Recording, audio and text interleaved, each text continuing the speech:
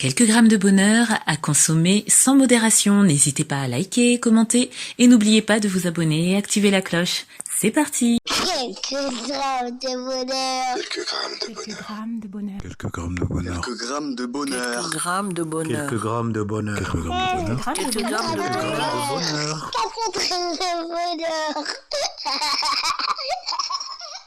Bonjour, bonsoir, quelle que soit l'heure, bienvenue à tous. Aujourd'hui, nous sommes avec Fabrice, 57 ans, qui est coordinateur et qui réside à Clichy. Bonjour Fabrice. Bonjour. Comment vas-tu ? Pas mal. C'est un honneur et un plaisir de t'avoir avec nous.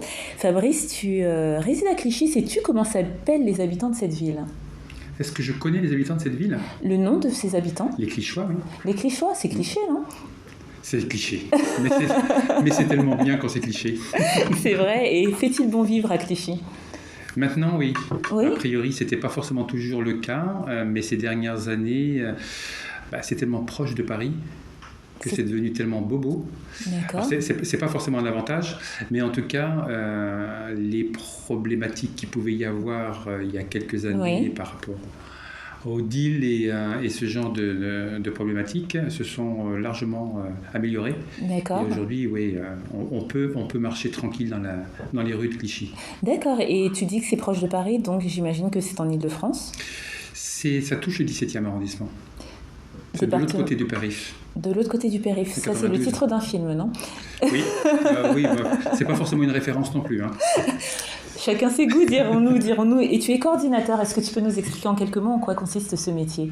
Alors, je travaille dans une association qui s'appelle l'Amicale du Nid et qui est une association qui œuvre en direction des personnes en situation de prostitution et qui les aide, si elles le désirent, à sortir de la prostitution en les aidant à trouver un travail, en les aidant à trouver un logement, en les aidant à trouver en premier lieu des papiers si elles n'en ont pas.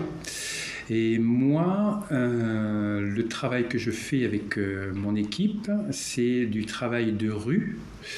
Et je vais au-devant des personnes sur les lieux de prostitution parisiens pour faire de la prévention sanitaire.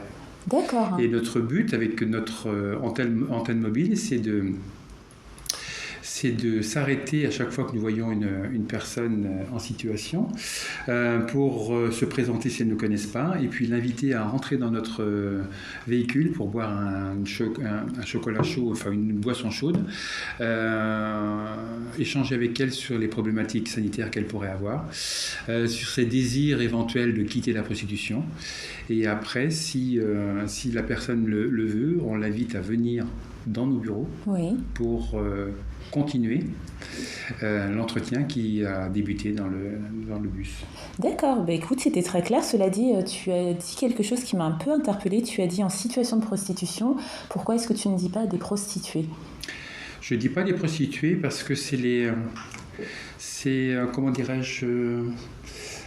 Moi, je ne décris pas une personne en fonction de son activité. D'accord. Moi, c'est une personne... D'ailleurs, quand moi, comme les autres membres de l'équipe, quand on voit les personnes en situation de prostitution, on n'imagine absolument pas de ce qui se passe avant ou après notre passage.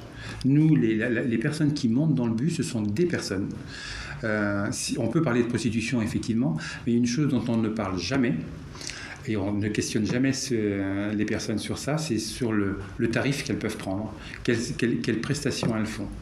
Évidemment que si elles nous en parlent, on ne va pas dire non, tu arrêtes tout de suite ce genre de discours, sauf que voilà, nous, ce n'est pas notre travail. Nous, c'est aider les personnes du mieux que l'on peut, et notamment dans leur démarche sanitaire dans un premier temps.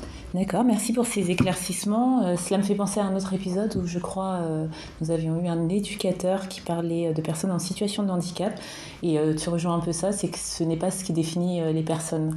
Merci beaucoup. Et est-ce que le bonheur que tu veux partager avec nous a un lien avec ton travail, Clichy, ou pas du tout ? Ça n'a pas un lien avec Clichy, ça n'a pas du tout un lien avec le travail, non, pas du tout. Ça a un lien avec ma vie de famille. Oui. En fait, c'est mon petit-fils qui est né le 12 février de cette année. Qui dit petit-fils dit que tu es grand-père. Oui. D'accord. J'ai une fille qui va avoir 33 ans en mars, qui est voilà, mon plus grand bonheur, mon plus grand premier bonheur. Et le deuxième, c'est Marius, c'est mon petit-fils. Waouh, donc le 12 février, de quelle année ? 2021. 2021, c'est tout frais, un bonheur tout frais. Ouais. Pas loin de la Saint-Valentin, donc un vrai cadeau d'amour. Hein. Et qu'est-ce que ça t'a fait au juste quand il est arrivé ? D'autant qu'il est arrivé avec une problématique respiratoire le jour de sa naissance. Il n'a pas respiré pendant toute une journée. Donc, ça a été une terrible angoisse. Et en fait, je crois que quand tu as un petit-fils, moi j'adore les enfants, hein, oui. Mais quand tu as un petit-fils, en fait, presque tu le considères comme ton propre enfant. Ah oui. Et j'aurais pas imaginé ça en fait. J'ai un peu le sentiment de revivre un petit peu le bonheur que j'ai vécu avec ma fille il y a 33 ans. Wow. Enfin 32 ans parce qu'à 33 ans elle n'était pas encore née. Mais oui, ouais, mon petit-fils c'est mon fils quoi. Wow. Et qu'est-ce que ça t'a fait pour revenir à celle qui lui a donné la vie, à savoir ta fille, de la voir devenir mère à son tour?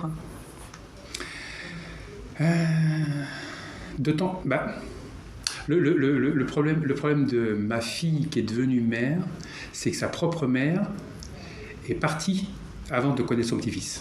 Ah oui. Sa maman est décédée, donc mon ex-femme est décédée en juin 2020. Oui. Donc ma fille était enceinte depuis le mois de mars, me semble-t-il. Non, pas mars, mais plutôt avril ou mai. Et donc elle savait, sa maman, au moment où sa fille lui a appris qu'elle ne verrait pas l'enfant. Oui. Et ça a décuplé en fait cette... Enfin, c'est pas que ça a décuplé les liens, parce que les liens on les avait déjà, mais en fait je pense que ma fille, n'ayant plus qu'un parent, je suis celui qui doit être presque le grand-père et la grand-mère en même temps. Ah oui, mais c'est fort ce que tu nous partages là, parce que c'est vrai qu'on a souvent, pas souvent, régulièrement, le point de vue des parents qui ont le bonheur de devenir parents. Je suis redondante, pardonnez-moi, mais il est plus rare d'avoir le sentiment d'un grand-père. Et tu dis carrément que tu le considères comme ton fils, que c'est un peu le prolongement de ta paternité. Et c'est très beau et ça fait sens quand on parle de génération en génération. Ce qui maintient la lignée, là ça prend tout son sens et le bonheur que ça t'a procuré et l'équilibre, on dirait, même je lis entre les lignes. Hein. Oui, non, mais bien sûr. Je vais pas raconter ma vie, mais dans ma vie personnelle, je suis célibataire parce que je le veux, d'une façon volontaire ou involontaire, mais en tout cas je suis célibataire. Mais il n'empêche que, comparativement à d'autres amis que j'ai qui sont célibataires, qui ont très peu de famille et qui n'ont pas ce bonheur d'avoir des enfants, là je sais que moi, je ne serai jamais seul en fait. Oui. Je ne serai jamais complètement seul parce que j'aurai ma fille et j'aurai mon petit enfant et d'autres petits enfants peut-être. Et donc là c'est en fait, je veux pas parler de, comment dirais-je, du nom qu'on perpétue. Moi, je m'en fiche de mon nom de famille qui sera porté par... Et d'ailleurs, il ne sera pas porté par mon petit-fils parce qu'il porte le nom de son père. Mais sauf qu'il n'empêche quand même que là, je sais que là, au-delà de ma fille, maintenant, il y a un autre être qui fait que je suis là pour quelqu'un. La transmission. Et justement, tu dis que tu es là pour quelqu'un, alors je rebondis sur tes paroles, parce que dans ton bonheur, si j'ai bien compris, c'est le fait de ne pas être seul, mais d'avoir aussi à t'occuper de quelqu'un que tu aimes. Oui, absolument. Et d'être aimé en retour, peut-être quand il grandira un peu plus. Oui. De toute façon, sache une chose, c'est que même là...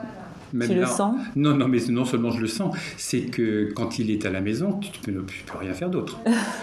Il t'occupe à 24 heures sur 24. Hein. Ouais. Non, donc non, mais de toute façon, moi j'ai vécu ça avec ma fille, comme tous les parents avec leurs enfants, c'est que chaque âge a sa part de bonheur, sa part de difficulté, mais sauf que voilà, chaque période de la vie d'un enfant, c'est un escalier que tu montes. C'est joli, très philosophe, Fabrice. Écoute, merci pour le partage de ce bonheur, c'était un plaisir. Source de plusieurs réflexions. Je pense que, chers auditeurs, vous aurez les mêmes, ou peut-être voir plus. Et surtout, tu n'hésites pas à revenir. Si tu as un autre bonheur à nous conter, ce sera avec plaisir que je te recevrai à nouveau. Et d'ici là, tu prends soin de toi, tu prends soin de ce joli travail que tu fais, parce que tu en parles en tout cas joliment. Je ne sais pas si c'est le cas, mais toi, tu en parles joliment. Et prends soin de ta famille, de ceux que tu aimes. Et voilà. Merci. Merci, à très vite. Et n'oubliez pas, vous autres, le bonheur, aussi léger soit-il, n'est jamais loin. Alors sachez le voir, vous en saisir et l'apprécier. À bientôt. Quelques grammes de bonheur. Quelques grammes de bonheur. Quelques grammes de bonheur. Quelques grammes de bonheur. Quelques grammes de bonheur. Quelques grammes de bonheur. Quelques grammes de bonheur. Quelques grammes de bonheur. 4 grammes de bonheur. Également envie de donner un peu de bonheur en partageant le vôtre ? N'hésitez pas à prendre un rendez-vous téléphonique avec moi pour une interview sur le lien suivant que vous trouverez également en barre d'infos. À très vite et n'oubliez pas de vous abonner. Merci.